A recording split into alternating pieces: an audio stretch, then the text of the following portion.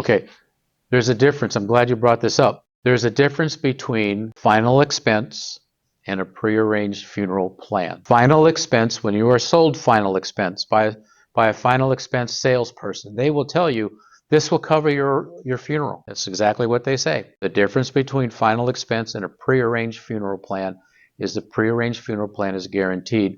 Final expense is a pile of money. So let's say you have a final expense of, I don't know, $5,000 or $10,000. You come into the funeral home, you tell the funeral home what they want. Sometimes the final expense people will do a memorial guide also. And so then what happens is the person dies, the family says, I've got this final expense, and the final expense does not cover all of the arrangements because it's just a pile of money.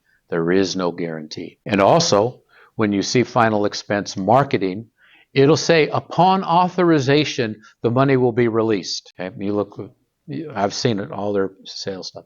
Guess what that means for that to be paid? Guess what they want? A certified copy of the death certificate. Exactly. There are companies here in town. They do, that's all they do is cremation, and they're owned by a very large corporate firm in America. Typically what happens is at the time of death, like when you sign up with them, you're going to get your urns, you're going to put your urns in your closet. I mean, anywhere you move, you're going to take your urn with you. When you die, they come, they pick you up, take you into their care, cremate you, put you in the urn, and then the family, or in your case you don't have a family, typically the family has to deal with that. That's what I want.